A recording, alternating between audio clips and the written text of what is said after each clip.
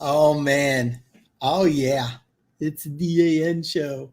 You know what? I'm gonna kind of ramble on about just nonsensical stuff. There was an issue with last week's show, so I want to be able to make sure that there's no problems. I want to go ahead and make sure people can see it. I got some emails. I was wondering why I wasn't getting any comments, but I'm going to have to double check and make sure I am actually streaming live. I want to make sure that I'm on. So let's take a look here.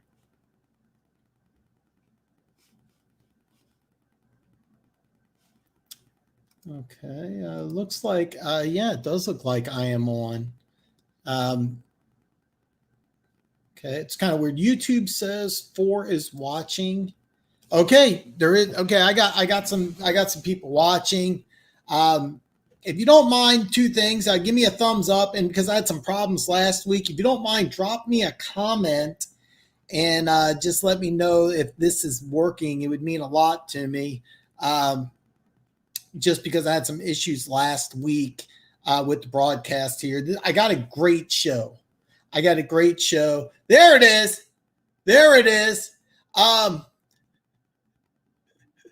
Life is a gamble. Thank you, brother. Hey man, yeah. Listen, no, I get it. I understand completely. I got kind of an interesting situation myself, so I'm just glad you're here. Apparently, Mike hit me up and he said there was a problem with the show. I got Jimmy Stoneful, and it sounds loud. Hey man, hey Jimmy, I'm here. I'm ready to roll, man. And hey man, thanks. Yeah, I fixed the sound issue, so I got a great show. We'll break down. I'm going to start off. We're going to break down Thursday night football. I want to hear what you think. I'm going to offer my opinion because apparently I saw something that was different than what is my hat crooked. You know what? It doesn't even matter. I saw something that I think most people didn't see, and I heard a lot of comments, mostly from Bengals fans. I think Bengals fans really need to pump their brakes a little bit. I have breakdowns for all 15 games. So we're going to go there, and then I'm going to go ahead and not exactly even. What happened is I bet 300 on the Raiders, 300 on the over/under, and an extra 100 parlay. So let me see here because this is the bet I did get. So let me see. So this one's going to win me 572.70. So basically, I'm down 127.30. But I am putting down some action this weekend. I did too, Alex. I'm glad we're going to talk about that quite a bit. Here's what's going to happen. I have a contract position for the next 6 months, so the next 4.5 months. So whenever they offer overtime, I take it because after the 6 months, you never know what's going to happen. I love this job. I don't want to do it forever, but it's good right now and allows me the opportunity to do my YouTube channel and put some action down on games and not have to worry about my finances, etc. So when they offer overtime, I take it. So I'm going to work Saturday. I'm going to leave work, go straight to Iowa, put some action down, basically just come right back. Excuse me. And then I'm going to have a video out Saturday evening. I'm going to try to have it out 7, 8-ish. I'm going to do my best because there's a lot of games that I like, 2 that I really like, but I'm not really sure what I'm going to put action down on. But let's just that's how things are going to go. I am going to have a video. I'm going to try to have it before 7. And maybe 8. But I will have it out Saturday night so you can see firsthand what I put my money down on. You can see me win or lose throughout the year because it's funny. I watch a lot of shows that want to talk sports and sports betting, and they'll say, "Oh, I won or I lost," but they show the bet slips. One guy, he was bragging about taking Chicago to win the division. And I said, well, where's your bet slip? Oh, well, I talked to a guy. I'm going to put some bet. And it's like, no, you didn't. was plus at one time it was plus 300. It jumped up to plus 400. I know he didn't put any action now. All right, yeah, I'm drinking coffee. All right, so first off, I'm going to offer my opinion, and I want to hear from you guys. Alex, I enjoyed the game. It was a fun game. Bengals fans really got pumped their brakes. I heard elite performance out of Joe Burrow, and I didn't see that. I heard Bengals need to get a running back, but they just spent a 4-year, $48 million extension on Joe Mixon, who's one of the best running backs in football. But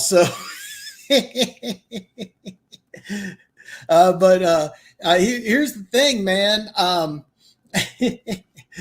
Here's the thing. I didn't see elite out of Burrow. I saw a decent performance out of a rookie, but I saw some bad coaching on both sides. I saw two bad teams.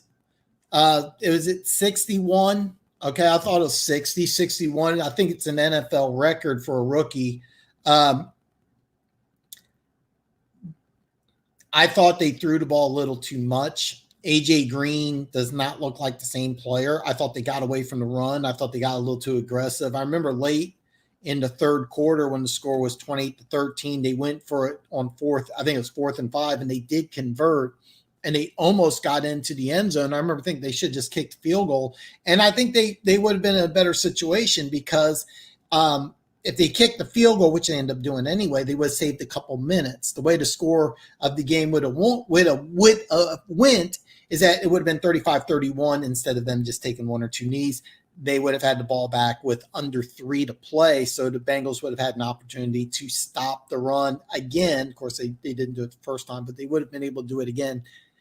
More than likely, they would have had the ball back, maybe even with just 20 seconds left, but they would have been able to do something. I thought that they played a little too aggressive because when you got a rookie quarterback, what you want to do is protect him by running the ball. You didn't get the ball to your $48 million running back. I liked what I saw out of Burrow. Don't get me wrong, but I kept on hearing elite. I did not see elite. I saw good. I mean, this Alex, man, this exactly. He had a good game. This is not elite. We're not looking at the second coming of Dan Marino. We're not looking at Patrick Mahomes light. We're looking at a guy who really needs to improve. So, and here's the thing: they went against a bad defense, and they really didn't have a chance to win. I actually liked Cleveland to cover 6, so I would have been wrong in this game, but I did like Cleveland to cover. I really did. No, I 100% agree with you, Alex. Again, we're connected. Excuse me. Again, we're connected. Here's the thing: Cleveland's not a good team. They have 2 of the top 10 running backs in football. They have a pair of really good receivers. Baker Mayfield has some talent. He's just with a bad team. I think the constant offenses, I think the franchise is bad. It would not surprise me if the Browns decide to go another way in the quarterback position in a year or two. So, Jimmy, I could see that, and I'm going to flip back here because I can see it too. But I heard elite performance, and I heard it constantly from Bengals fans, and I didn't see that at all. I saw a team that threw way too much, that went for it on 4th down way too much. I see a coach who I think he might be in over his head. I mean, here's the deal: you've been an NFL head coach for 18 games and you've won 2. So there's a chance. Now, Cincinnati's been known to be patient with their coaches. They're not like Cleveland, who's going to have a new coach every year. But I mean, when you're an NFL head coach and you have one of the worst teams in the league and you have only one other season under your belt, and that was a 2-win season, you can't sit here and tell me that, you know, his that he's safe. So, um, Mike, I'm not really sure. I contacted StreamYard. I actually did a show, but I didn't get any comments, and I was wondering what happened. So you and a few other people hit me up. So I'm not really sure. I don't have a good answer for you, but I have to admit, I was doing the show, and I was like, man. I guess I'm just going to do, and I love talking to you guys. I'm one of those few people that if I had a chance to go out on a date with a hot girl or hang out with like 3 or 4 guys and just talk football all night at a bar, I'd rather hang out 3 or 4 guys and talk football at a bar. I'm that type of guy. That sounds bad, but I mean, that's just how it is. I love football that much. I mean, I'm that much of a junkie. I love talking football that much. This is what I love doing more than anything else, almost anything else in the world. So this is what I love to do, man. So Mike, I'm not really sure what happened. I don't have an answer. The sound should be better. I did fix that issue. So yeah, I'm not really sure what happened. I shot StreamYard a message because I actually did a show. I ended up not rebroadcasting it, but I was wondering why nobody was responding. Nobody watched. I have no idea. So I apologize. I'm gonna blame that on me. I'm gonna blame that on me, man. So I apologize. I completely agree with you, man. If I'm Dak Prescott, I would have took the 30 or 35 million and stayed in Dallas, because if you take less money and you're in Dallas, and if you're a player on the Dallas Cowboys and you consistently have a winning team, or if you win a Super Bowl and you live in that city, it is a great experience. It's a great experience. Dallas is a great sports town if you're a part of a winning team there, especially a winning football team. But Prescott thinks he's overvalued. Baker Mayfield, it would not surprise me at all if Baker Mayfield ends up being gone after next year. It wouldn't surprise me at all. It wouldn't surprise me at all if the Browns go in a different direction. It wouldn't surprise me if they have 1 or 2 new head coaches in the next year or two. The Browns are just that type of team. They're not a good team, and the Bengals, they're not a good team at all. And I think the Bengals really messed up not giving a veteran backup to Joe Burrow. Having a guy who only played who's going into his second year as being Joe Burrow's backup is bad. It's not good at all. But I did like what I saw out of them, but anybody who thinks that you're looking at a elite quarterback, I don't see that at all, at least not this year. Does he have the tools? Does he have the potential? Sure, he does. But I think that the Bengals as a whole need to do things a lot better. I think they don't need to take so many risks. I think they should run the ball more. You did a smart thing. You gave Mixon $48 million and you throw the ball 61 times against a bad defense. Okay, against a bad defense, you didn't need to do that. You didn't need to do that.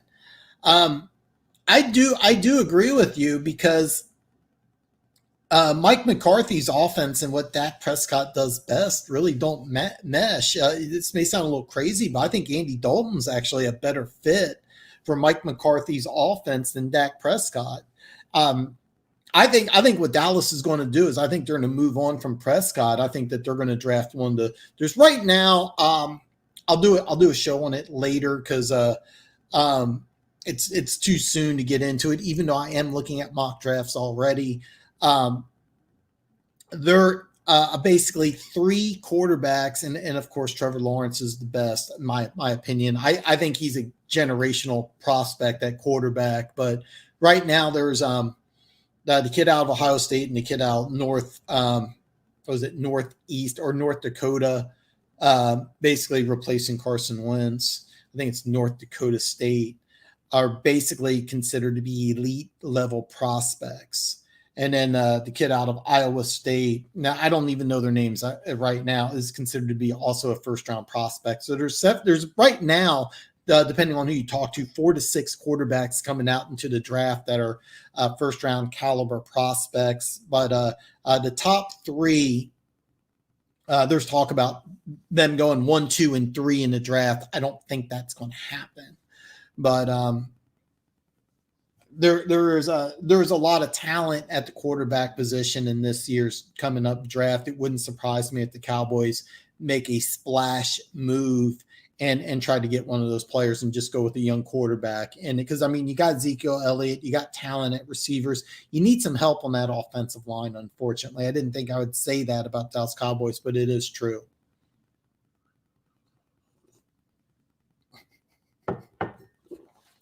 Jimmy, this was the most surprising game because once Philly got up 17-0,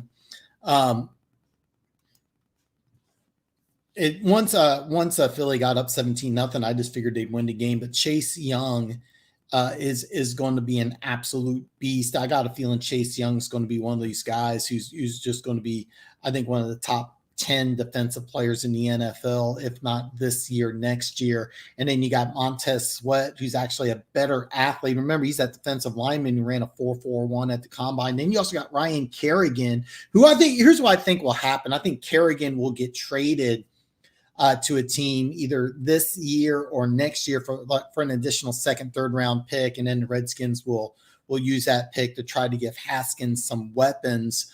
But I think Washington needs to really improve on the offensive side of the ball. But the thing is that defensive line is built really good. They got a pair of Alabama defensive tackles. I don't know if it's Jonathan Allen. Was it Deron Payne's the other one?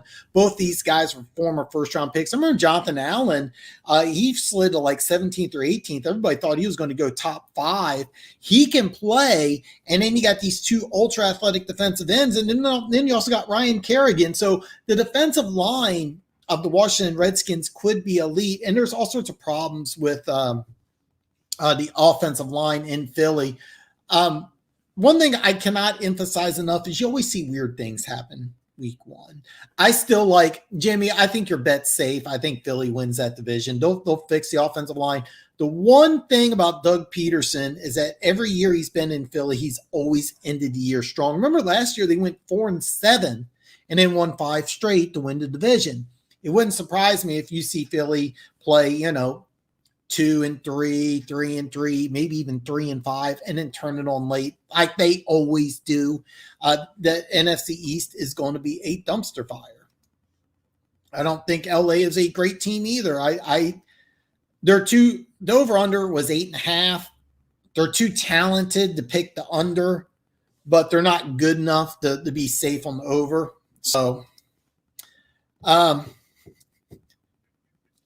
I wanted to see. I think that's the one game that I haven't checked yet to see if the NFL Network's going to rebroadcast it, because all I did was watch the Red Zone. I want to find out why Minshew went 19 out of 20. He's a natural passer, and I love the fact that Jacksonville went young. One thing I keep hearing about Jacksonville is that they got a ton of youth and a ton of speed. Apparently Henderson looked like a stud, and I spit a little bit. So what? Apparently Henderson looked like a stud. I wanted to see what Kavion Chasen looked like. Remember, he was the first round pick. He's going to replace Naganoy. Here's the thing about Jacksonville. They have 2 first round picks and 2 second round picks in the upcoming draft. If they're sold on Minshew, they can get very creative in the draft next year. They're going to be a fun team to watch come April and with the draft. So, I don't know if you caught on this. I'm pretty sure I'd said this already, but I have the Houston Texans. I have $250 on the Houston Texans over 7.5 wins. I still feel very good about that bet. I still think, from what I've seen so far, they have a tough game, but I still think Houston Texans win that division. So let's start breaking down week 2 matchups here. I'm sitting here wondering, did I say I was going to break down everything that happened week 1? I actually did that Wednesday, but the show didn't play. So I'm going to break down all of week 2 matchups here coming up. I got all 15 games here. I'm going to share my screen here. All right. All right, I'm going to get rid of the cowboy hat here. You know, the show will improve dramatically. You don't have to look at me. All right, let's talk about the noon games. I'm going to go in order here. I got Philly, and by the way, I didn't think I would need to do this because you guys are very bright. You guys seem to know what you're talking about. But bottom line, I got the over unders here.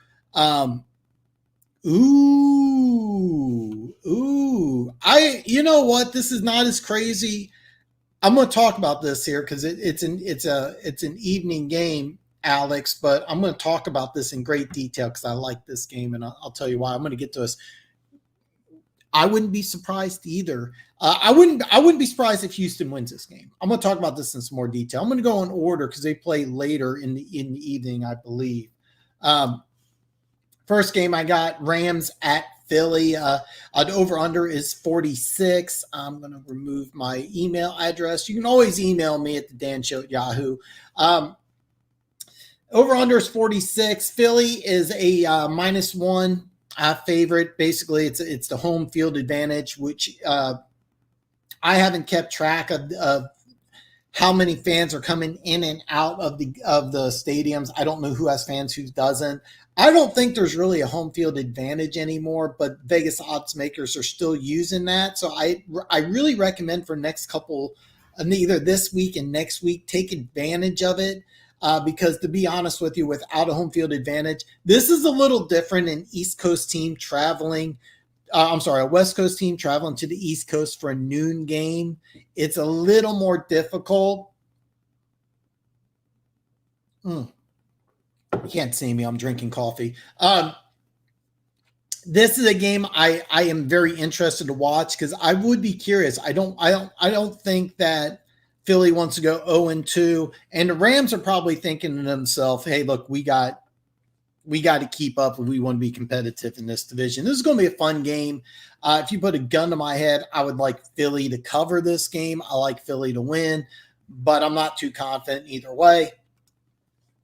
Next game, I got Carolina at Tampa Bay. The over-under is 48. Tampa Bay is an 8.5-point favorite. By the way, this been dropping. This was at 9.5, and it's dropped to 8.5. Here's the thing. If I was going to bet this game, I kind of like the over here. I kind of like over 48 because that actually was at 49 or 49.5. That's been dropping, and I kind of like the over. And the reason why is that I think Tampa Bay is going to win this game big. I think it's really important that Tampa Bay just come out and I just think that they just come out and want to put up a lot of points against a bad Panthers defense. However, I could see the score being something like 27-10, and then Carolina getting, a garbage touchdown or two, the covered over. I get that too, but one thing about Philly and Doug Peterson is that they've always had injuries. They've always been able to adjust. I think that they're a good football team. And I really think a team traveling from the West Coast to the East Coast for a noon game is tough. I know they're banged up, but they've been able to adapt in the past. So again, this is a fun game. And so far, out those two games, I'm not putting action on them. This is the first one I do like putting action on. Atlanta at Dallas, the over-under is 53.5. Dallas was a 7-point favorite. It's dropped to 4.5, which I'm a little surprised. But the number I really like, and that's why I put it off here to the side. This is a game I'm really thinking this might be a good game to put action on because I don't think this is going to be a very high-scoring game. Remember, Dallas put up 17 against a Rams defense. The Rams don't have an elite defense. Atlanta put up 25, and some of that was garbage points. But here's how I see the game going. I think Atlanta is going to take advantage of some of Dallas's injuries, and I think Atlanta is going to surprise and run the ball. I think that both these teams are going to try to run the ball. Now, when I say run the ball, Mike McCarthy, he has a passing offense, but I think that you got to get Ezekiel Elliott involved more, at least this year. So that's the way I would look at it. I really like the under in this game. Out of all the games I got posted here, I got this off to the side because this is the one I really, really, really want to put action on. So as of right now, this is my number one game that I want to put action on, but I got a few more. Denver at Pittsburgh. The over-under is 40.5. Pittsburgh's a 7-point favorite. If this drops to 6.5, I might be putting action on this. I think I didn't have a show Wednesday, but I watched a very bad Denver team. Okay. Jerry Jeudy was my number 3 player into the draft. I was extremely high on Jerry Jeudy. I told anybody who would listen, you got to check out Jerry Jeudy. This guy is the number 1 wide receiver. I liked him more than CeeDee Lamb. Now, I thought both him and CeeDee Lamb were 1 and 1A. I thought Ruggs was a lot lower on the list. I was really surprised that Ruggs went before Jeudy, but Jeudy had some drops, which I would say just ignore completely. Jerry Jeudy looks like a stud. The Denver Broncos look like a bad team with a bad coach. Pittsburgh, on the other hand, looks like a good team with a good coach. I don't know if I would consider them back, but as of right now, I think Pittsburgh's a playoff team. Denver is not. That's how I see it. Buffalo at Miami. Miami is a 5.5-point dog at home. This is going to be a fun game. My initial reaction is to take the Bills and just under 6. But the one thing about this game is that I kind of want to see Buffalo play another game. They beat up the Jets, and I think that there's always some weirdness in week 1. I want to see how they play Miami. I fully expect them to win. Is it going to be close? Does Miami just lay down? It's going to be a fun game to watch. I'm not putting action on it, but I'm very interested about it. It's very interesting about it. The thing is, I don't know if they can make adjustments. Vic Fangio is one of the best defensive minds in football. I'm not sure how old you are, Alex, but there is a Vic Fangio is one of the oldest coaches. He's an old school linebackers coach, and he was the linebackers coach for the Dome Patrol. The Dome Patrol was I think it's the greatest linebacking core in the history of the NFL. The NFL Network did a show top 10 linebacking cores of all time, and they also agreed with me that the Dome Patrol is number 1. And like I said, I have no idea how old you are, but in the late 80s, early 90s, they ran a 3-4 defense, and all 4 linebackers made the Pro Bowl. And this, however good I can talk about this linebacking core, they were actually better. And it sucked because they never won a playoff game.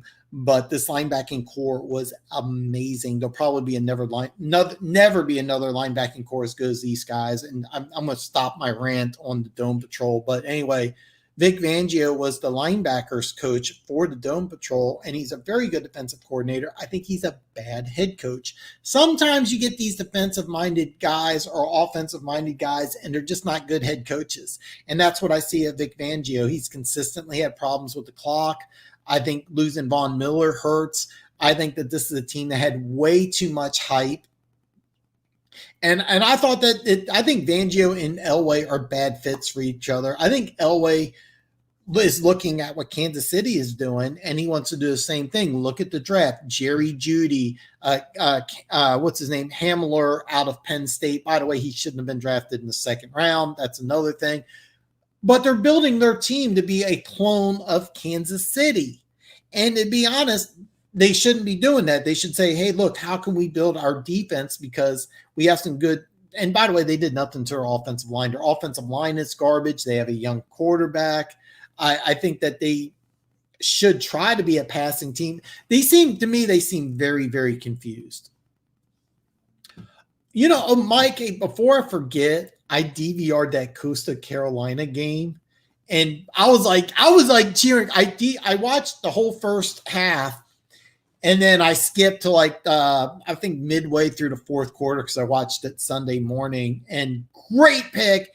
I'm going to be in Iowa 3-4. So if you have any ideas for college football, let me know. Because if you got something, I might put 100 down on one of your college football predictions. By the way, that Coastal Carolina, great pick. And 90 degrees, that will be a problem for the Bills. That will be a problem. I remember, Mike, I'm not sure how old you are. I will be 46 soon. Do you remember when Marino was there? Like they would almost start off every year like 3-1 in September because that home field advantage that Miami had early in the year was really, really tough. Not only is it 90, it's not like 90 in Vegas where it's like, hey, I'm comfortable. It's like 90 and it's muggy and you got to realize that I've been down to Florida when it's like 90 and muggy. There's a big difference between Florida 90 and muggy and like being in California where it's like 90 and comfortable. It's a completely different and separate thing. You're okay. I would love to see it, but I am a big believer that you want to go ahead and have your quarterback sit his rookie year. I'm an old school guy like that. If you look at the best quarterbacks in football, all of them have sat for a year, with the exception of Russell Wilson. Russell Wilson started right away. It was kind of a shock. Okay, Mike, you got me because I don't remember Crazy. Okay, good. I love talk. I get in a rant and I want to talk like old school football and I want to talk about the history of the game. The 81 playoff game between the Chargers and the Dolphins got me hooked on football. That was maybe the best game I've ever seen in my life. That's a game I had it on DVR and I didn't even watch it because I was like, man, I don't want to ruin like the moment where I became a football junkie. Maybe the best game of all time. But okay. So you remember that advantage that Miami had. It used to be every September game you had to pick Miami. So I kind of forgot about that until you mentioned that 90 degrees with the humidity. I think Buffalo's a good team. I follow a lot of Bills fans, Bills Mafia on social media. And the one thing is that Bills fans are predicting a Super Bowl. They think they're finally the best team. They are not the best team in the AFC East, unfortunately. So I'm an old school guy, Alex. I would love to see it, but I think the best way to go ahead and groom a quarterback is to have him sit his rookie year. I've always believed that. Patrick Mahomes did it. I mean, they tried doing it with Lamar Jackson. Russell Wilson started his rookie year. Deshaun Watson, if I can get the name out, he's another guy started. Technically he started right away, but they wanted him to sit his first year. Aaron Rodgers, of course, famously sat for was it 2.5 or 3 years. So I've always been a big believer that you want it. The best way to groom a rookie quarterback is to have him sit for a year. That's my opinion. But as a fan, I would love to see it. You know, Mike, not only, here's the thing that got really interesting is that I'm going to try to keep this really short because I could go on a long rant, is that when they were talking about recruiting, one thing that really caught my eye is that Coastal Carolina was recruiting from Florida, Louisiana, and Texas. And that doesn't sound like it's that big of a deal, but it's a huge deal because how you recruit in Florida and how you recruit in Texas are two separate and different things completely. See, what you have to understand is that when you're recruiting in Texas, you're going to a high school football team that has about 25 coaches. And what you're trying to do is how you recruit is that you want to get one of the assistant head coaches to come and be an assistant for your school. That's how you recruit in Texas, because that's how you build the pipeline. That's how you build a relationship, because that Texas high school team probably has eight to 10 Division I players. In Florida, it's completely different, because you probably have like, maybe you got 5 Division I players, but you only got 5 coaches. And I'm gonna stop my screen here because I'm gonna rant here just for a little bit here. I'll get back talking, but in Florida, to get one of these 4 or 5-star players, you have to deal with the uncle. All right, because every one of these star players has an uncle that you got to deal with, that you got to handle, that has a special request, or he's like, well, he wants to stay in state, or he wants to get out of state. And how you recruit Texas and Florida is 2 separate things. So being up that you have a pipeline where you're building players from Florida, Louisiana, and Texas was very interesting, because it leads me to believe that Coastal Carolina actually has a lot of talent on that team. Another thing was that KU also has a young team. They're also that running back I told you about, Pookie Williams. He was a 4-star recruit, an ESPN top 150 player. They got a guy coming out of high school who's a 4-star running back who's also coming in. Les Miles is doing a good job recruiting in for Kansas. Why is this important? Because they have a young, talented team. So late in the year, let's say they're playing, I haven't had a chance to look at KU's schedule, but late in the year, let's say they're playing Oklahoma or Texas, and they're a 35, 38-point dog, which is more than possible. That's a game I might want to put some action on. So, I told you, you know what? I told you about, I warned you against Coastal Carolina. You told me about Buffalo, and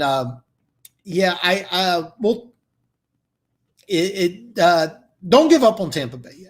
Don't give up on Tampa Bay, but man, 2-1 is not bad. 2-1 is not bad. So here, let me get back here. I kind of went on my rant here.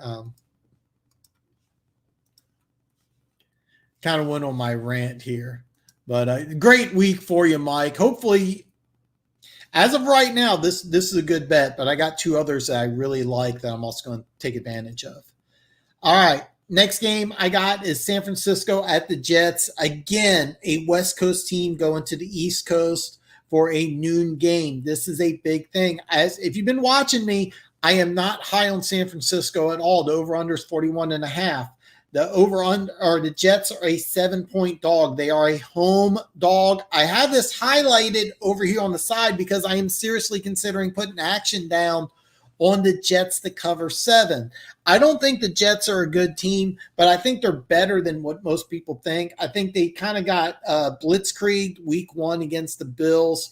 I think the Bills have a better team than San Francisco. It's funny, I was watching a show that said just the opposite. San Francisco is not that good of a team, folks. They are not that good of a team. They have all sorts of injury issues. They're coming to New York for a noon game. I like the Jets to cover 7. I really want 7.5. If it gets up to 7.5, which I don't think will happen. No,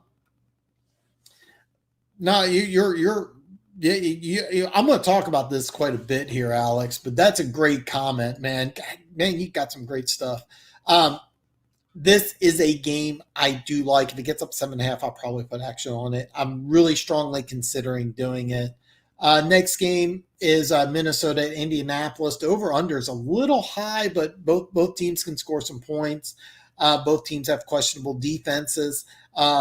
Indianapolis is a 3-point favorite at home. I feel like the Vegas odds makers are still doing the 3-point advantage for the home team. That's why I like Minnesota to not only cover, I think Minnesota wins this game outright. That's why I'm thinking about putting action. I would love to get 3.5. I don't think I'm going to get it because it went from 2.5 to 3. I think it's going to stay at 3, maybe drop down to 2.5.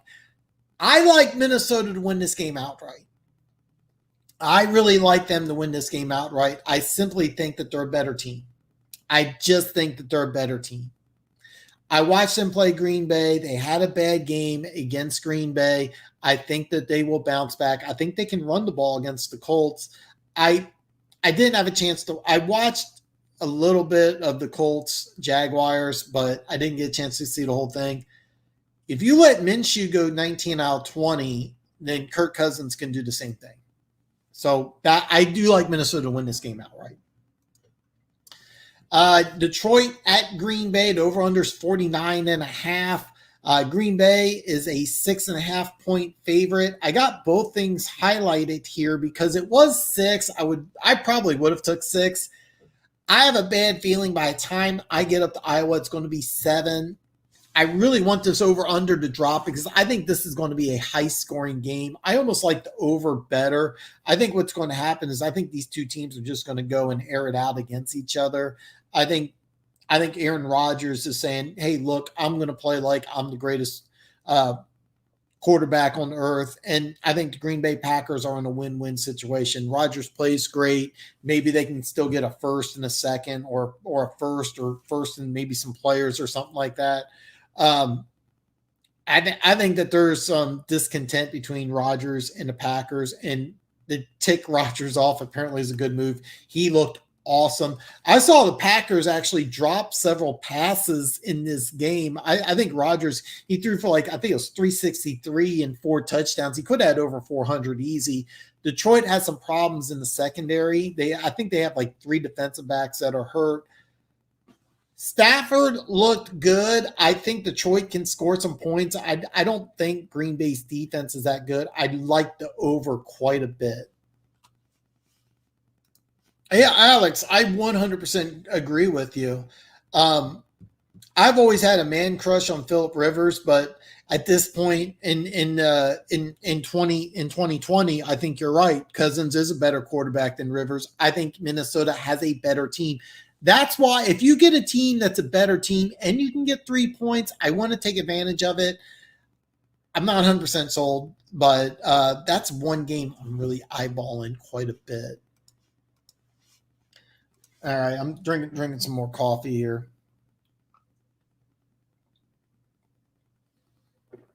All right, next game, Giants at Chicago. The over-under is 42.5. I could easily see this being a low-scoring game. That's why I want to avoid it. But it wouldn't surprise me if more points are scored. 42.5 is a low number.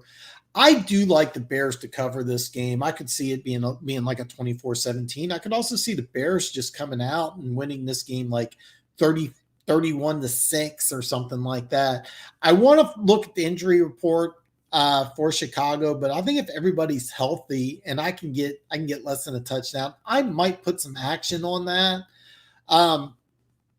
That's something I'm watching because I think the Bears have a sneaky good team. I was telling you earlier about some guy who's like, "Oh, the Bears are going to win the division," and I was like, "Where's your bet slip?" Well, I'm going to put some. Well, you can't do it now, dumbass. But bottom line, I think the Bears have a decent team. The Giants are a team that's rebuilding for the future, and I think the foundation's good. But the offensive line looked bad, and the Bears have one of the better, if not one of the best. I mean, what are if healthy, is this the best front seven in football? It's one of them. So I do like the Bears. I'm kind of going to again. This is another team of my ball. Jacksonville at Tennessee. This opened up at 12, and I would have taken. Oh God, I actually kept track of it from my notes. Believe it or not, it was 9 here. I think I got it here. Yeah, opened up at 11. Yeah, I actually do my homework here. I keep track throughout the week. So it went from 11 to 7.5. It'll probably be 7.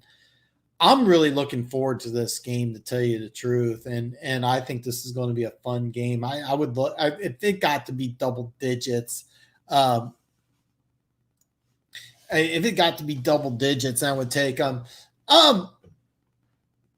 No. Hey, Alex, I'm 100% on board with the Giants being better.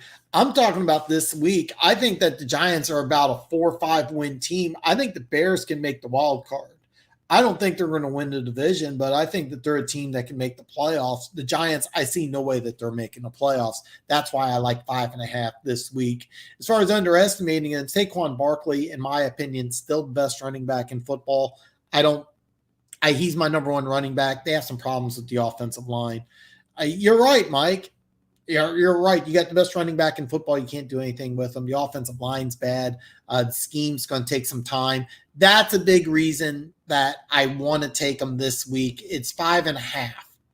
So It'll be something to look at. Again, Jacksonville, I would have taken them if they're double digits, but 7.5. I think Tennessee will cover. I'm not sure about Jacksonville. Are they a fluke? Are they fun? I don't know yet.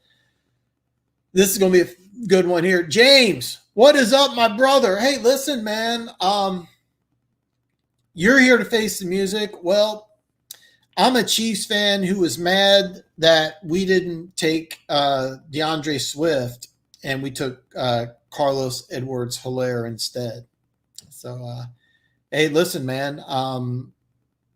That's just my opinion. Just touch base on this real fast here, man. I'm sorry, man. I think Green Bay is going to not only win, they'll cover 6.5. As far as your Lions, I actually was on the Luke G show. I made a few comments. Luke gave me a shout out, and I dropped this message. I think you're going to see Eric Bieniemy and John Dorsey reunite in Detroit. Eric Bieniemy is the Chiefs' offensive coordinator. John Dorsey was the GM when Andy Reid first got here, and he also rebuilt the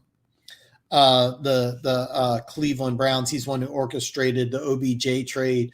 I think that if you can get Dorsey and Eric Bieniemy in Detroit next year, that's a good thing. That's a good thing. So, by the way, I got the comments out of order here.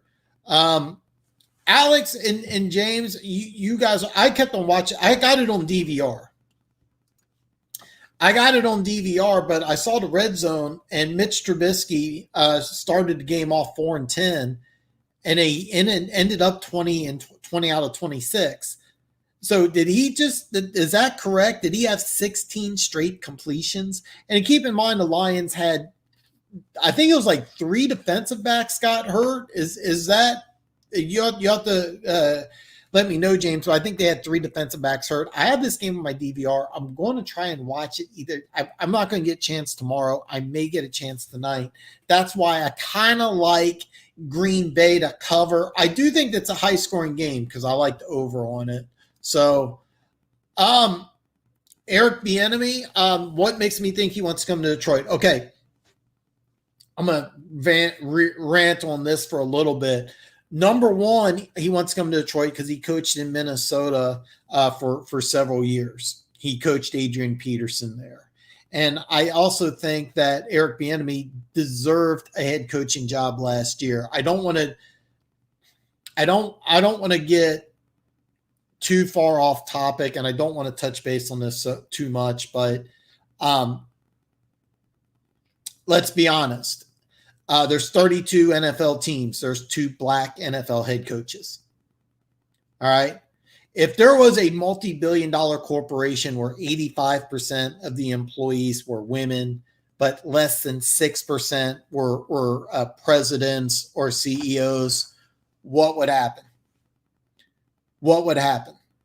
So, yeah. And so Eric Bieniemy is going to, as soon as the team offers him a job, and by the way, here's why I think Detroit will offer him a job is that the way Detroit has been running things,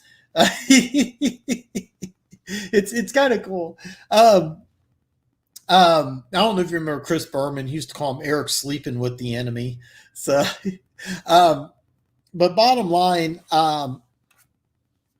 the way the Detroit Lions have been doing things is that they took a coordinator from the best franchise in professional sports, and that was the New England Patriots. Before that, they took Jim Caldwell, who was the offensive coordinator and head coach of the Indianapolis Colts, a franchise who kept on winning 10 games plus consistently. So that's the reason why I think, and I also think that they're going to open up I don't think money will be as big of an issue as if a team showing interest. And he got passed up last year. He shouldn't have got passed up this year or last year. So he won't get passed up this year. I think Detroit's a good spot. And I also think that what's going to happen is they're going to get John Dorsey to come up there. Dorsey cut his teeth up in Green Bay. And I think that they're going to spend a lot of money on Dorsey, and Dorsey and Bieniemy would work very, very good together.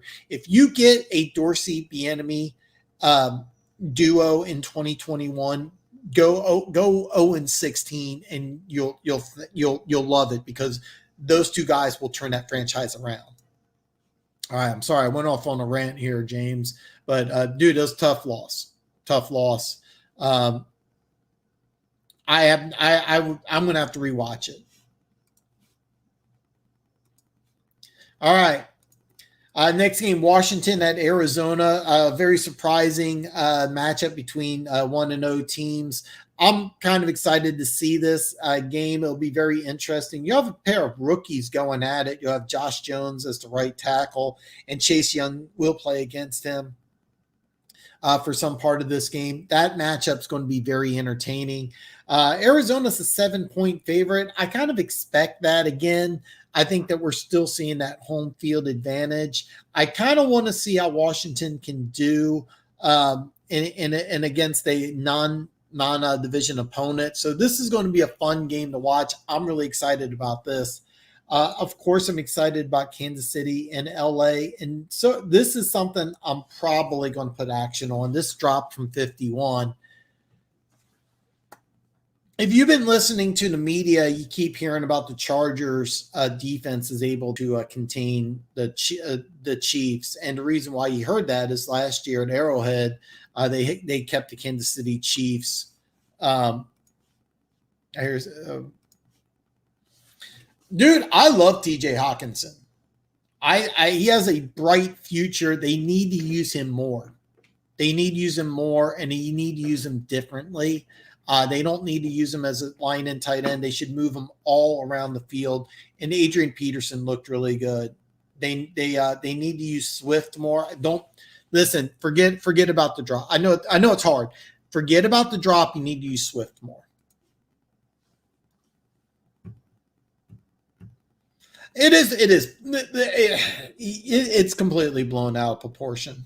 Completely blown out of proportion. I don't think they're terrible. I'm an old school guy. I was really hoping they'd go old school, either with the yellow, the blue and yellow, or the blue and white. I don't think it's terrible. It's not terrible at all.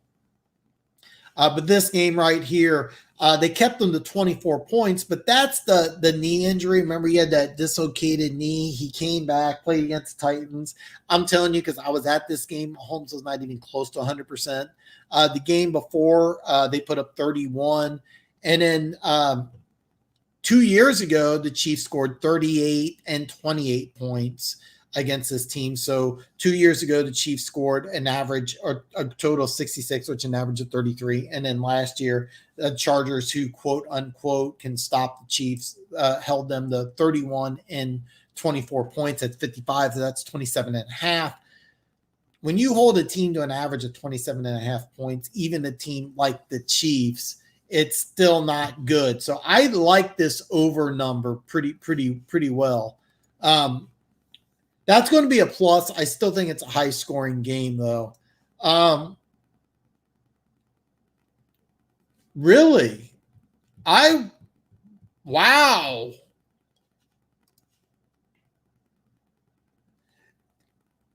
I actually did not know he was not that good of a blocker. One thing about Saquon Barkley is he set like all these powerlifting records at Penn State. He's one of the strongest guys in the NFL. But if you watch him, he's not a guy who's going to take it between the tackles.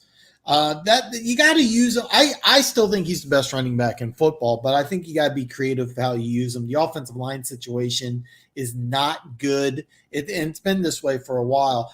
They will turn this around. Saquon Barkley is going to have some really good games, but they got to figure out how to use them.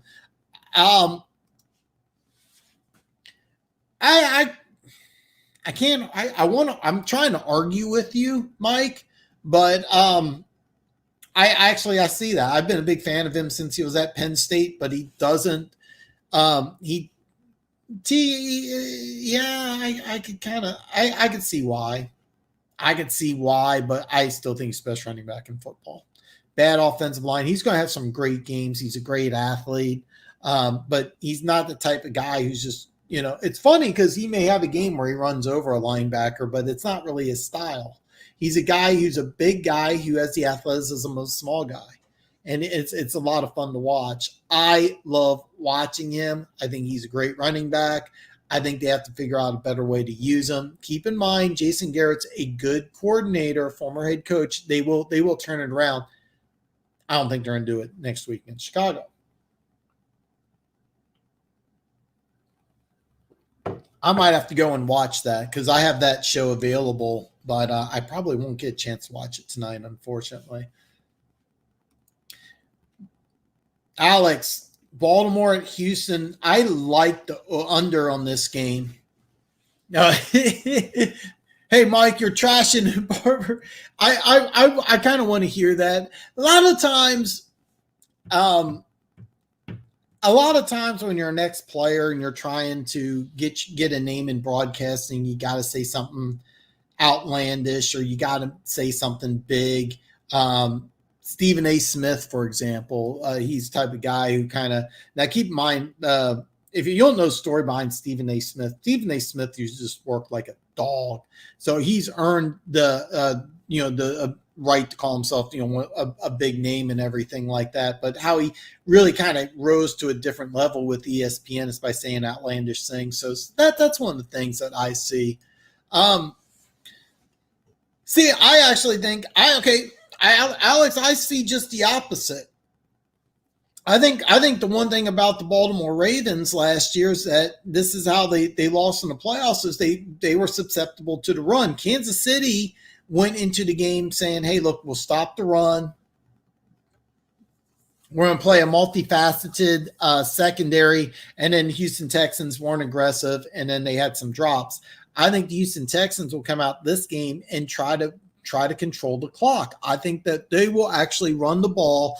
I think they'll be very aggressive. I think Baltimore will surprise people by not coming out and scoring 30, 40 points like they have been doing. I think that I think that the Texans will be able to slow Baltimore down enough. I think that what they'll do is that I think you'll see 7 in the box. I think they'll find a way to get creative. One thing about Houston is that they have a fast, athletic front seven. So, James, I won't send you a ball cap, but I will definitely eat some crow. I will definitely eat some crow because I really like Green Bay in this game. But I'm telling you right now, I am definitely pulling for the Lions. But I said this quite often. When Rodgers is on, I've never seen a quarterback play better. He had some drops. He should have had over 400 yards. He looked fantastic last week. And if your secondary's back healthy, that will help. But any injuries in the secondary, if he plays like he did last week, then you're in for a long afternoon. But man, I'm pulling for you, brother. I am pulling for you. I want you to know that. But I am going to come out with a video tomorrow around this, hopefully before this time, and I'll show you the bet slips. I'm going to show you how much and who I'm putting action on. So there is a good chance I'm going to put some action on Green Bay. I might not. Well, you'll see. You'll see. This is another game, by the way, I'm thinking about putting action on. I like the under. Alex likes the over here, but I think that the way the Houston Texans would attack the Ravens is by having this become more of an old school game. We'll have this be more of an old school game and try to slow this game down. I'm tempted to take the under on this one. I may not. This is one I'm thinking of. Right now, I really like this game. It was at 47, jumped up to 47.5, opened at 51. This is the one I'm probably going to put action on. Hopefully I'm not going on tilt because of losing by that half a point. So run a simple play, run.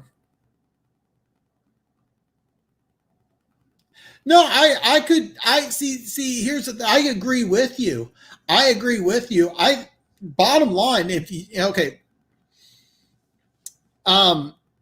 I would take Watson over Jackson. Plain and simple. Can Jackson make more entertaining plays? Is he a better runner? Sure.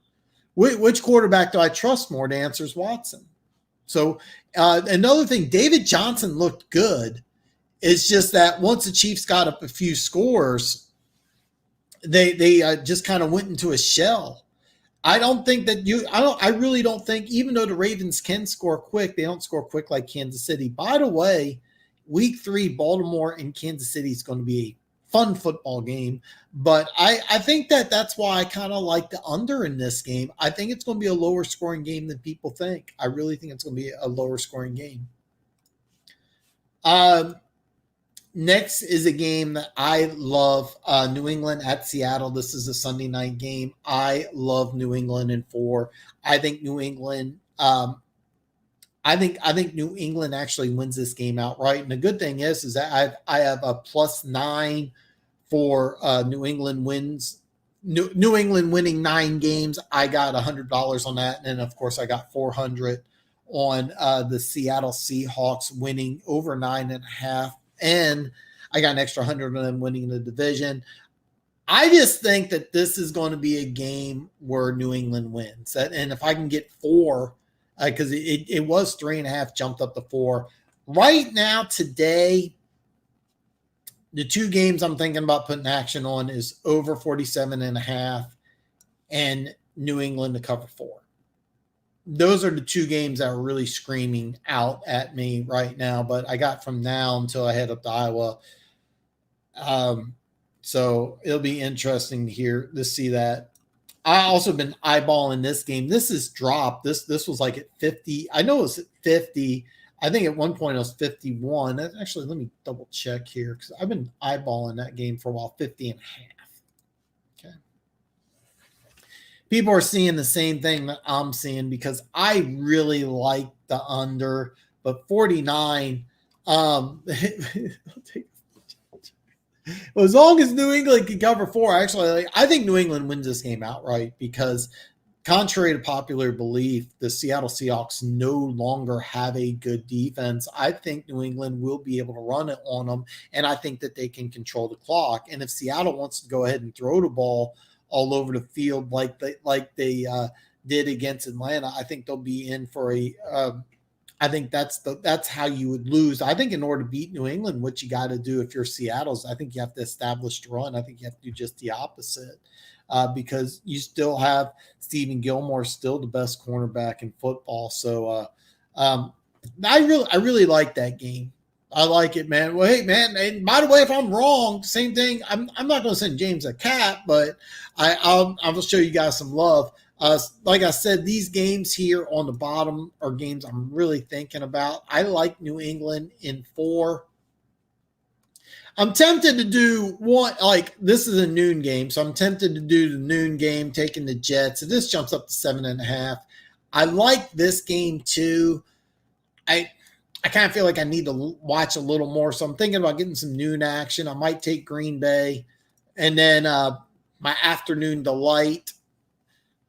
Taking this one, and then Sunday night. And God, if this was still in 50, I would jump all over that. Vegas, what I think it opened at 4.5. It's now 6.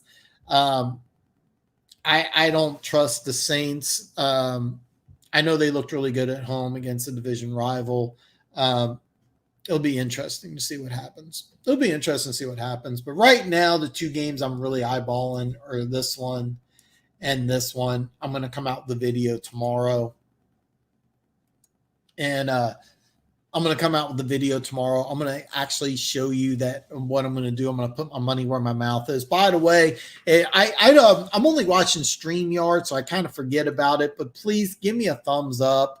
And share this video with your friends. Bottom line, the more people that comment, the more people that give me the thumbs up, the more YouTube will share the show. This show's better when I get people involved.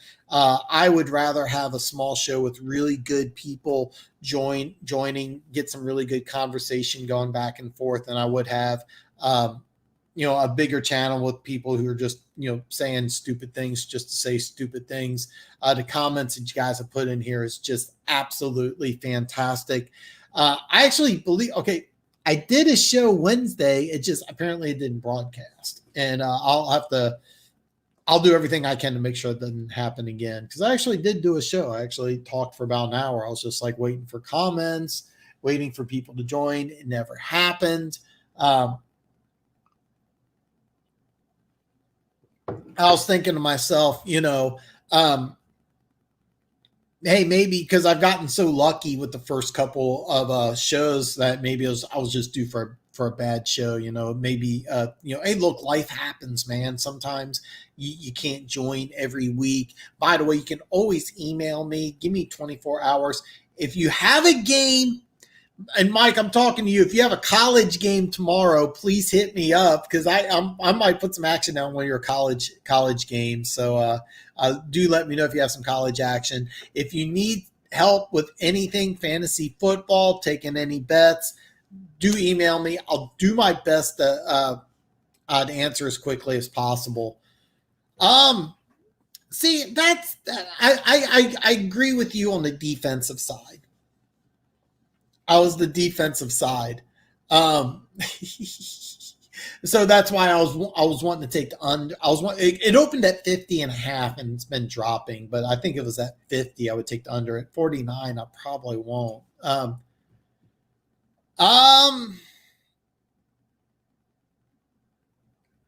Well, Funk, you got a good point. But I really like Green Bay this week, and the reason why I like them this week is that you have some injuries in your secondary, and they're playing red hot. They're throwing the ball all over the field. I think the Vikings have a better secondary despite the youth than the Lions do if they're banged up. But according to James, a lot of players are coming back. You're going to have some health.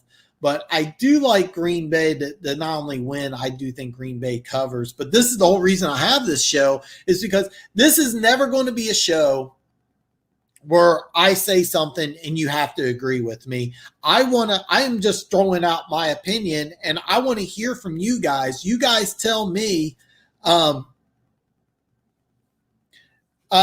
you guys telling me that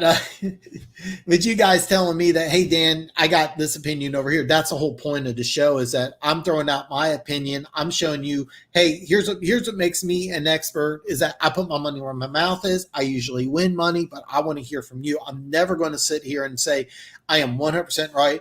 I actually was thinking I got boycotted, James. I really was. Because the way I'm not going to, but I could show you what I look at, and it's from StreamYard. And right now there's a camera or on the top corner of the opposite side over here. It shows the time and how many people are watching. I don't watch YouTube at all, so I have no idea. I may have 10 or 12 thumbs down. Give me the thumbs up, by the way. But I have no idea what I'm looking at, so I wasn't seeing anybody. And I'm like, man, this is weird. So yeah. Not saying why. A lot of people felt that because it stayed at 6 for a long time and it went from 6 to 6.5. And a lot of people, there's another channel that I just found and it's funny because he did this thing. Well, I didn't win all my bets, but I came out overall ahead. But he never posted the bet slip. He never said how much he was up. He never said how much he was down. On the video that I'm going to make, I'm going to show you because here's my bet slip for the Raiders game. Okay. Hopefully the camera it gets a little weird when, okay, there it is. Okay, so I won 300 on the Raiders. So I'm going to take home 572.70, but I bet 700. So I'm down 127.30 for the year so far. Now keep in mind, I bet 1,000 on over-unders for the year. So that, and by the way, as of right now, even though the Texans lost, I look good on I think on all 4 of those bets. So, with Green Bay, James, you don't have to bet, man. I always have a spot for gambling, and that's how I justify me coming on here and talking football. And every time somebody says, "What makes you think you know about football? What makes you an expert?" I say I consistently win money betting on football. And even though you don't bet, I think you have enough respect for me just putting my money where my mouth is, saying, hey, this guy knows what he's talking about. Keep in mind, just because you don't bet and I do doesn't mean I don't want your opinion on things. Doesn't mean I don't want you to jump in. Doesn't mean that if I say, hey, I like Detroit not to cover. Doesn't mean you can't disagree with me. Doesn't mean you can't disagree with me.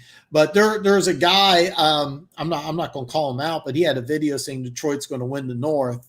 And I'm like, okay, so you got the Detroit Lions and you're positive, and you made a video saying that they're going to win the NFC North, but you didn't put action on them to cover 6.5 wins.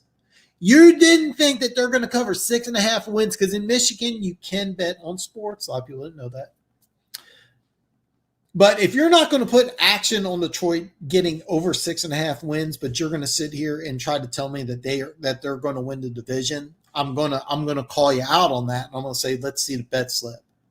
All right, this guy was trying to tell me, oh man, I guarantee you the Bears are going to win the division. I was like, man, they're 4-1 favorites, so $100 bet when you're 400. Where's your bet slip?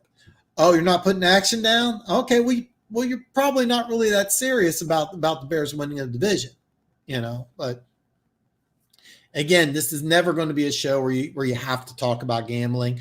I bring it up because that's how I feel like I'm proving that I know my stuff about football, because I'm actually putting my money where my mouth is. You will see me. Well, hopefully I make a profit. So, whoa, I normally don't bring up anything else except football, but wow. Okay, because here's what I heard. Because I do watch PTI, and they brought this up. They mentioned that Phil Mickelson was so-so, and Tiger wasn't playing. But wow.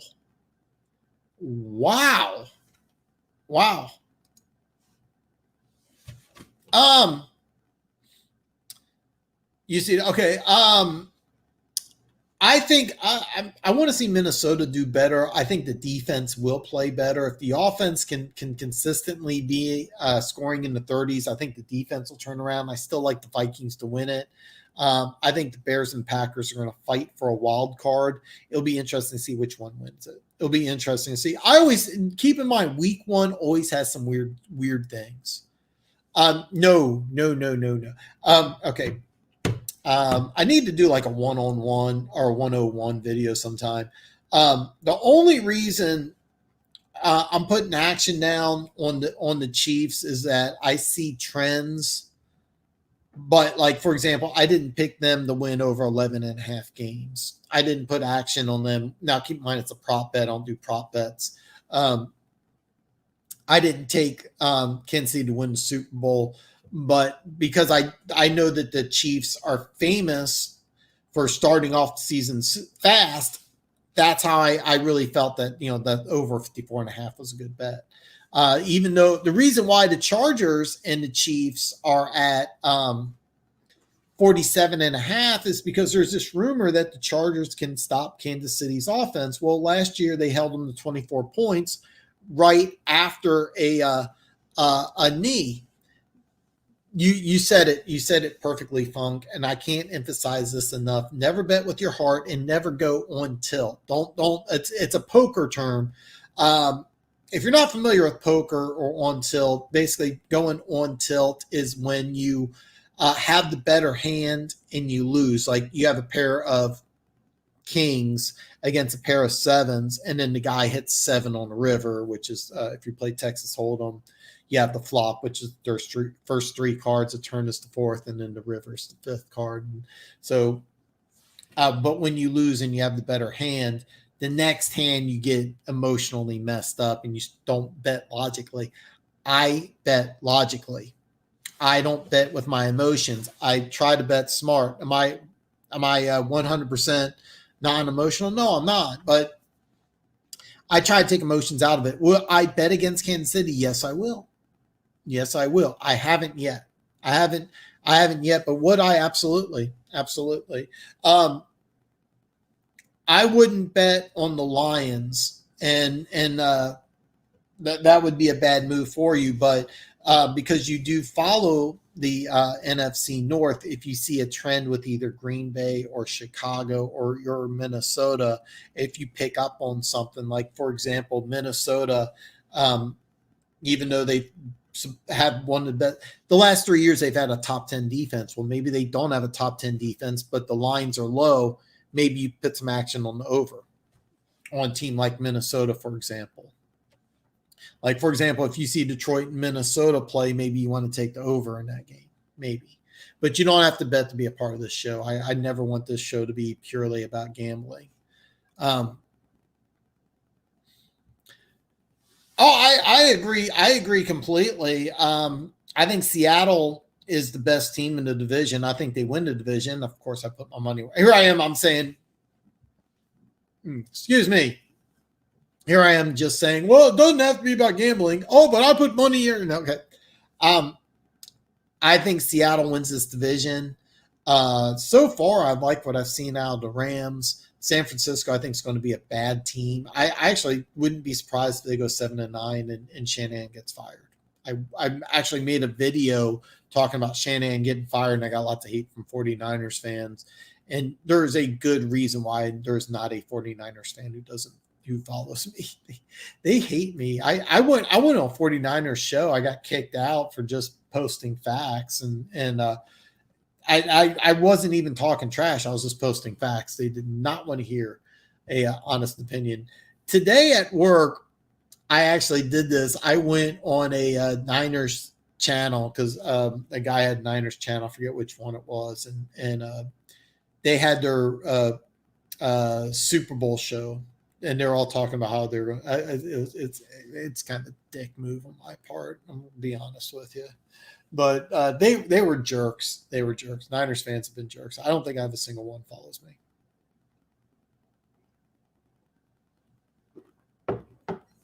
Arizona is going to be a fun team to watch. I think last year they went 5-11. I think they're going to be around 500. They're going to be about 7-8 win team. I don't think they're getting into the playoffs either, Alex. But they're a fun team to watch, and they're a team on the rise. But they're a team that offensively, even though people are really high on Kyler Murray, he's not there yet. He's not there yet. He's more of a highlight reel guy. He has these great splashes, but he's not consistently good. The offense is still kind of a work in progress. They force-fed Hopkins. I have no idea what Fitzgerald did off the top of my head, but they need to go ahead and kind of work some things out defensively. They do need to get better. They played against a depleted Niners offense and still look decent, but I mean they got a lot. They got a lot to go, man. And that's exactly what I attempt to do when I look at the Chiefs. Like if I put action on over 47.5, I'm putting it on the facts that they've averaged 27.5, and the Chargers supposedly stopped Kansas City. Derwin James, the best defensive player, is not going to play.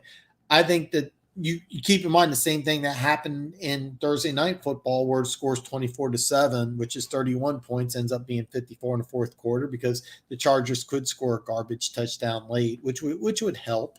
I mean, don't get me wrong, as a Chiefs fan, I would love to see a 38-7 beatdown of a divisional rival, but I don't see it.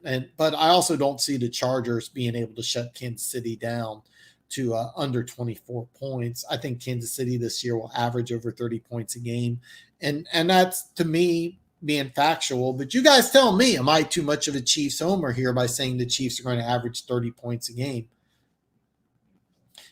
So and by the way, if they end up being like let's say Houston wins, okay, and the Chiefs blow out the Chargers and the Chiefs go to Baltimore and it's like a 9-point favorite or something ridiculous like that, would I put action on the Ravens against my Chiefs? Absolutely. I'm planning on making some money this year at the National Football League. You do not have to bet to enjoy my show because I just want to talk football with you guys. If you want to talk Detroit Lions, Raiders, Chiefs, Texans, Packers, Dolphins, I'm here. I just want to talk football. That's all I want to do.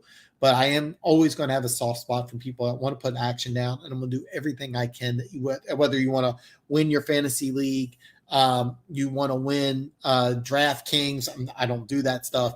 Me personally, I'm going to be in Iowa in under 24 hours, putting my hard-earned money down on the NFL and sharing my bets with you guys, and hopefully sharing my wins. Now, if I lose, Hey, man, I still have that bet slip right here. I lost $300 on my opinion. And then now it's all blurry. Yeah, I lost this. I lost $300 on this. And I flat out show you. And I admit it. I admit it.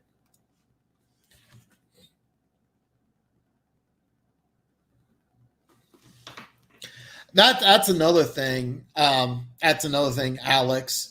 So that's a big deal. Is that could be something that when if they go against a team that's got a lockdown, shutdown corner. I mean, let's say for example the Rams. Are they just going to have Ramsey shadow Hopkins? Are they going to double team him at the line of scrimmage? I mean, that's another thing. Yeah, think about it. If you throw the ball. Matter of fact, is that how Detroit's going to attack Green Bay this weekend? That's going to be an interesting thing. Are they going to put 3 people on Davante Adams and then have nobody else to throw to? That'll be something very interesting to see. So,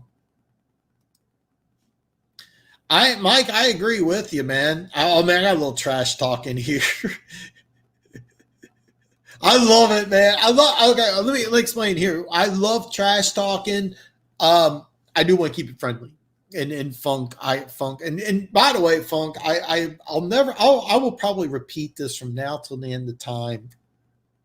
And for those of you that are watching that you don't know, me and Funk, leading up to the draft, were just miles and miles apart on how much the third pick in the draft, which the Detroit Lions held, was worth. And finally, Funk comes out and he says, "Isn't it great that two men can disagree about football without one calling the other one a name?" I was not going to call you a name at all. Hopefully, you weren't ready to be like, "Dan, you don't know beep," and I'm going to not follow you anymore. But no, you came out and you're like, "Man, isn't it great that we can just disagree like men?" And that was comment I wish I would have said. I might one of these days take credit for it and be like, "Yeah, I'll still." No, I won't. I won't do that. I'll always give you credit for that because it was a great statement. And Mike, I'll bet against my Chiefs. I don't care because I like getting paid more than I'm to a point in my life where I like getting paid more. I want this channel to grow. So I'm going to again ask, don't forget, give me a thumbs up. I have no idea. I can go over to YouTube. I'm not going to do it. I'm probably going to have,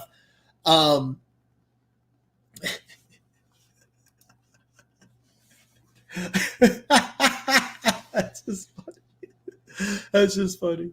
I forgot where I was going, man. That just cracked me up, man. Dr. Fink and Dr. Funk. Man, Funk, if you change your name to Dr. Funk, you could steal it from Mike. It would be a great name. I think weren't you Funky Nuts or Funky 69 for a while, but you can call me Funk is great. By the way, Mike, I think you joined on after. I was Andrew's football for a very long time. But I changed it because everybody kept on calling me Andrew. So I changed it to the DAN show and I got it because it's not politically correct. I may get in trouble with YouTube, but if I saw a good looking girl, I'd be like, yeah, she needs some DAN. So you can take that as you want. God, I'm just going off topic here, kind of. But bottom line, don't be emotional when you're betting. Don't always bet on your favorite team. Look at things logically. It is a great feeling to get paid. It is a great feeling to get paid. But again, you do not have to be a fan of gambling to watch the DAN show. I just want to talk football, and I want to talk with 32 different fan bases. I don't care who you're a fan of. You can be a fan of the Chiefs like me. You can be a fan of the Jaguars. You can be a Dolphins fan. You can be a Lions fan. You can be a Packers fan. I don't care. I just want people here that just want to talk football. And you guys have had some great comments. This show, I did the show. Yes, I did the show Wednesday with no comments. I could still talk football for an hour by myself. I actually didn't release it, but you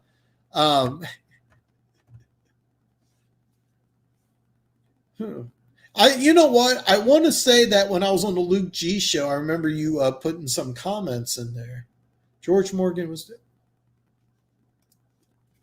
You know what? It's been a long time since I've seen the movie, but I love the TV show. I've never seen the ending.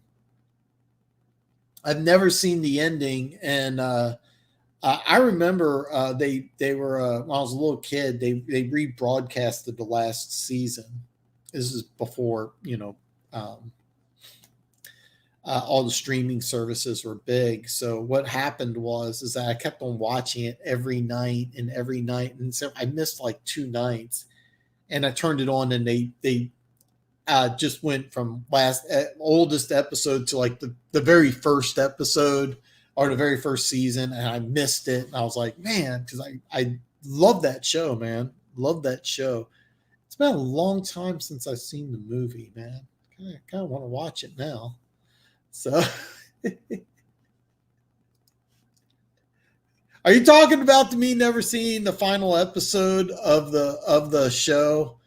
I've seen the movie. It's just been a while. But are you saying what to never seeing the final episode? Yes, I'm aware it's like one of the most popular episodes of all time. But let me know what you're referring to. But I loved that show when I was a little kid. Or is it just that I'm not talking football here?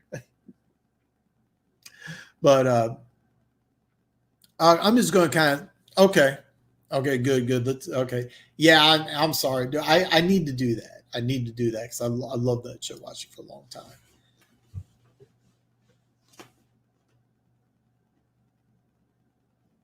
Hey, Alex, there's 3 wild cards this year. 3 wild card. Who gets the last one? You know what? I would flip Bills and Pats. I would flip Bills and Pats. I think Steelers would be wild card 1. I would probably put Bills right now, wild card. I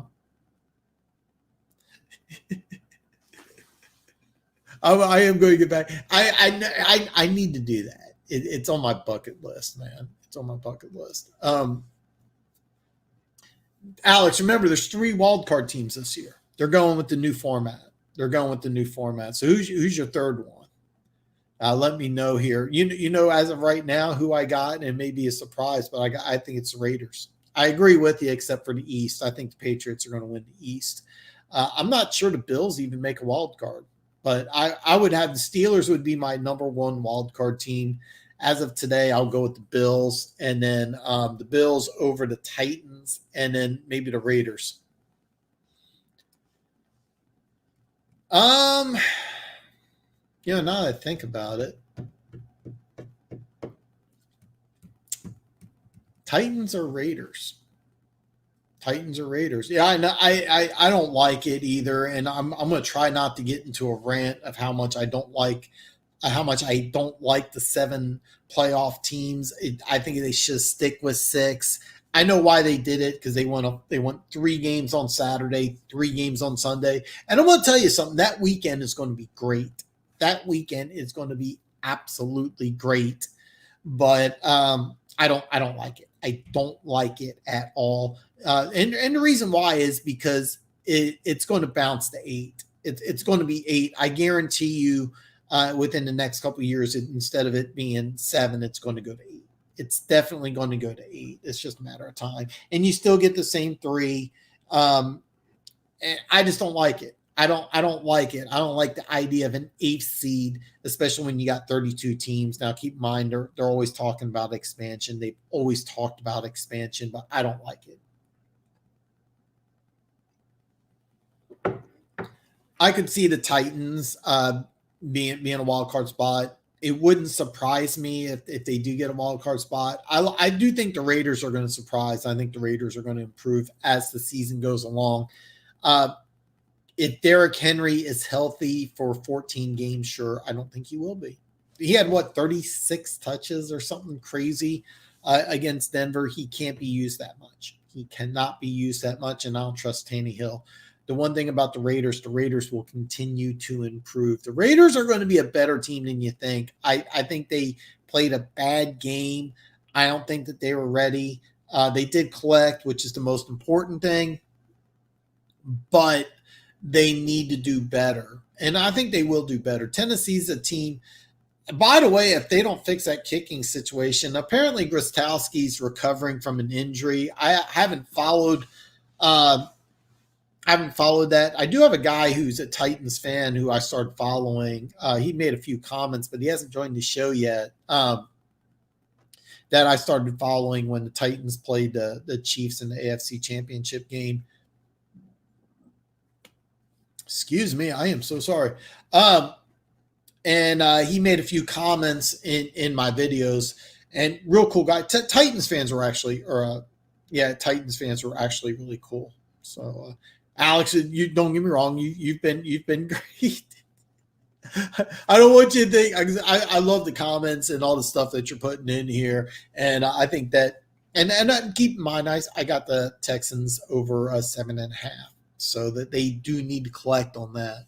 So I still feel the Texans are the best team in the division. So the AFC, I disagree. I think the Patriots, like I said, I got the Patriots and 4 points for Sunday Night Football. So yeah.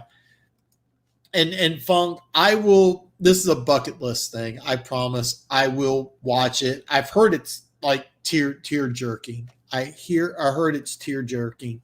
You know what? I'm actually kind of glad you pointed this out. A lot of people don't realize this, but San Antonio already has a stadium. They have a stadium and they're ready to go. And in fact, in 2012, they were talking about, Chiefs fans are furious. Remember, they went 2-14. That's when they got Andy Reid. They were talking about boycotting Arrowhead to try to get Pioli fired. And I'm like, that's the dumbest thing in the world. Are you aware that Clark Hunt, the Chiefs owner, lives in Dallas? If the Chiefs if Chiefs fans do something stupid like boycott Arrowhead Stadium, he's going to take Kansas City to San Antonio. I lived in Baltimore when the Baltimore Colts moved to Indianapolis. And now keep in mind, in this day and age, you can't have a team just sneak out in the middle of the night like the Colts did. But is there a possibility if Chiefs fans stopped going to Arrowhead and they boycotted Arrowhead, would Clark Hunt say, hey, let's go to San Antonio? 100% chance, yes. If, as a matter of fact, if you're Clark Hunt, you might want to play in San Antonio instead of Kansas City. You might like that better. You live in Dallas. A lot of people don't know that the Chiefs owner lives in Dallas, but it's true. The Chiefs owner is also about 3 to 5 times richer than Jerry Jones. Another little fact that most people don't know. But yeah, San Antonio does need a football team. Absolutely. I think football would flourish in San Antonio. What I heard a couple of years ago is that when the NFL expands, they want to expand from 32 to 36. They want to go globally. They want to put a team in London and I think either Frankfurt or Toronto. I think like right now they want to go Toronto, but the way things are going right now, there's not going to be expansion. But San Antonio would be number one. I think that when the NFL does expand, I think it will be San Antonio. I think it'll be Toronto. I think it will be London. And then there'll be a fourth city. And it may be something a little unusual. Because I remember when they expanded to Jacksonville and Charlotte, they were talking about a lot bigger cities. Matter of fact, I think San Antonio was one of the names. And it didn't happen. So I think it'll be a city that maybe you don't expect. Could be a city like, I don't know, Portland, for example. Portland actually may not be a bad city. It could be. Oh, I don't know. I don't want to speculate. Yeah, I don't want to speculate, but yeah, San Antonio is the perfect spot. If a matter of fact, because San Antonio already has a stadium. They will fill it up big time. And more than likely somebody in the Texas area can have enough money to fund it. That will be a big thing. And I mean, there's money in Texas. There's money in Texas. And like I said, if the Chiefs fans, now keep in mind, Clark Hunt's a smart businessman and he would not move that Kansas City Chiefs unless something dramatic happens. But if a team does move, I think the first place to move would be San Antonio. Matter of fact, the Jacksonville Jaguars has a new owner, and there was rumors he wanted to take the Jaguars to London, and then he ended up spending, I think it was like 300, or it was either 2 or 300 million out of his own money to improve the stadium. So now that kind of squashed that rumor. Um, Well, I don't know if you heard about this, but they've been having plans of the games in London for a long time, and apparently the rumor is that they're building a facility in New York, that the team that travels there, they would go to New York and then take that direct flight from New York to London. Um, that and then what they want to do is not only have a team in London, they're talking about a team in London and Frankfurt. And then Toronto's always been a possibility. But I heard this a few years ago that when it comes to expanding, they don't want to expand two teams again. They want to go four. And if you do that, if you have to expand four teams, okay, you have to do San Antonio. San Antonio would have to be one. And if you want to stay in the United States, well, okay, let's say you didn't want to go London, you could still do Toronto. You could still do Toronto, and I think that would be fine. But you can go Toronto. You would have to go San Antonio. The other two cities, um, I have no idea. I have no idea. You may have to roll the dice. A lot of it also depend on funding. Who's willing to spend some money? Who would? Mike. You're I actually forgot about Mexico City. You're right. They've played a few games in Mexico City and it's been great, and it would sell out. You're right. So I mean, yeah, actually, there you go. There's your four cities right there: Toronto, Mexico City, San Antonio, and London. But if you rule London out, um, yeah, I forgot. I forgot about Mexico City. Yeah, Mexico City, and actually Mexico City would have a leg up on Toronto, to tell you the truth. They've loved going to Mexico City. So yeah, Mexico City. That's probably before Toronto, but then Toronto's always there was rumors that the Bills were going to relocate to Toronto when Ralph Wilson died.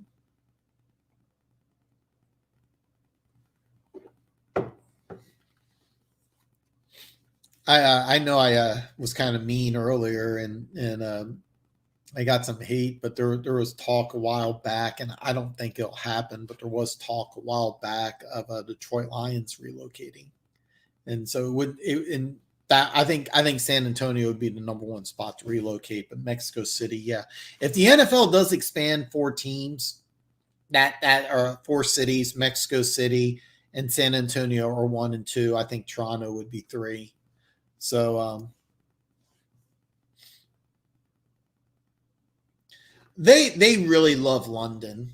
They really love London. The NFL does. I don't have an interest in going to London myself, and I'm not disagreeing with you, but I'm telling you right now, um, the NFL loves London, and the main thing is it's about money. London's a very expensive city to visit, an expensive city to travel. You have to have money. It would be a cash cow.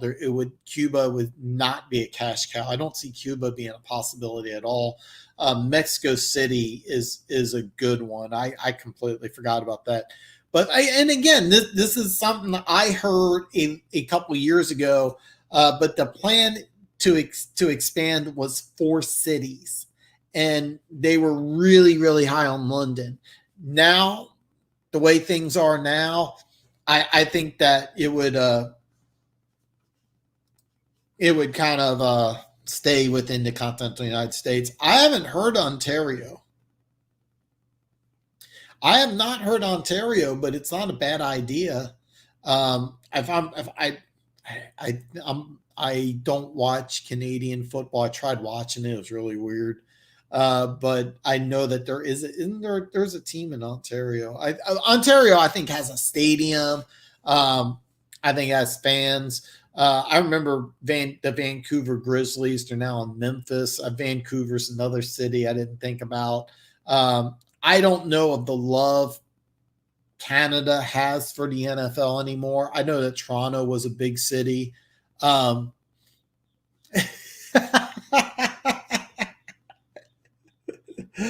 Mike, that is gold.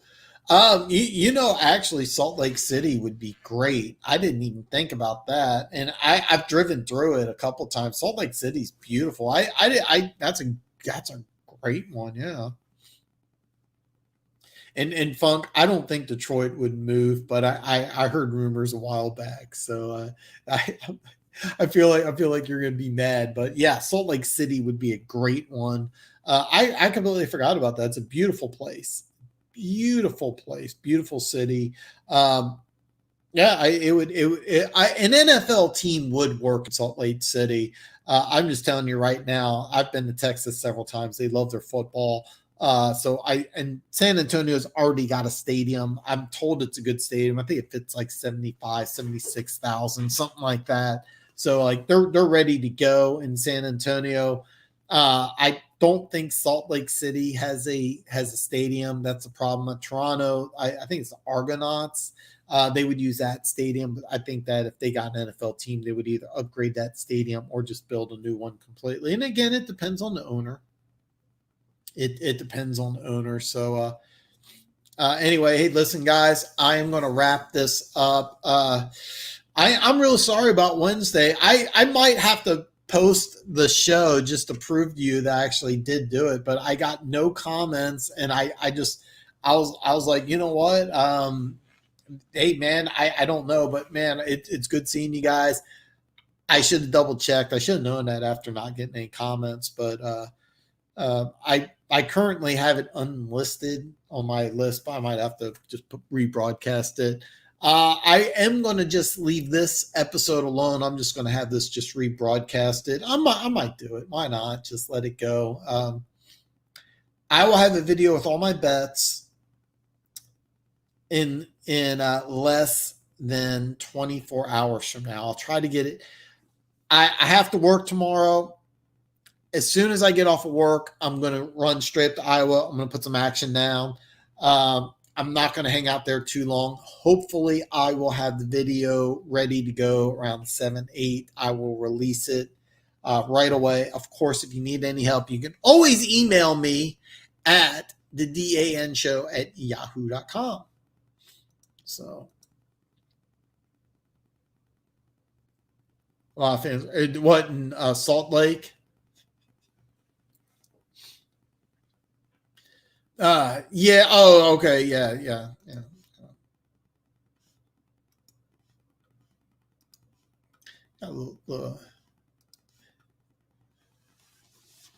Secondary religion. I get what you're saying, man. I get what you're saying, Alex. If you've never been to Texas, football is different in Texas than it is any other place in the United States. It is just different. It is crazy. There's a South Lake High School. It's outside Dallas. There were several NFL players that went there. They had I can't remember if it was Nick Foles or anyway. Yeah, I that's why it's rumor. I don't want that to happen. I don't think it will.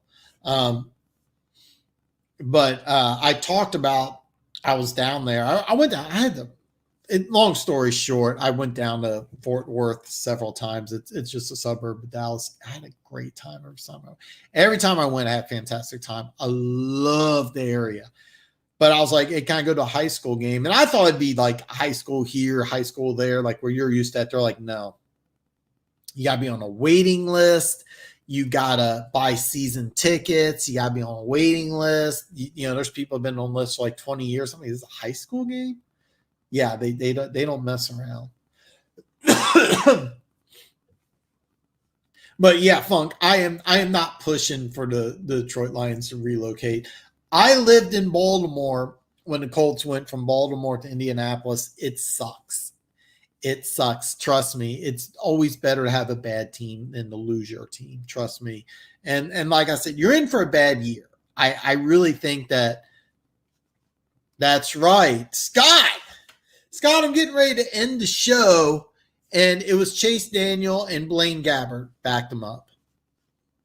So, really, I don't know if Stafford. I know that Stafford went to a high school in Dallas. I don't know if it was Southlake, but my point is that I was trying to get in there. Scott, you finally joined, and I'm about ready to close the show. Scott's a good buddy of mine. I helped him with his fantasy team. Scott, text me. Let me know how you did, and if you need any help, I will. I got to work tomorrow, but I am heading up to Iowa. Or you can just give me a call, either or. Keep in mind, you can always email me at the DAN show.